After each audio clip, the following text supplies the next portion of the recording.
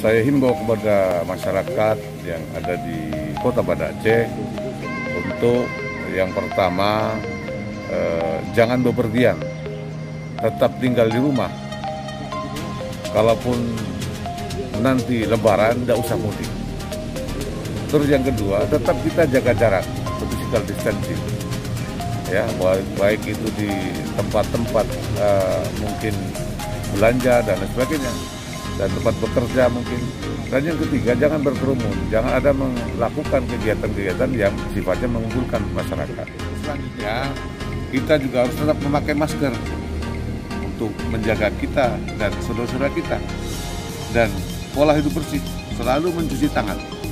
Nah, begitu masuk ke suatu tempat, kita selalu cuci tangan.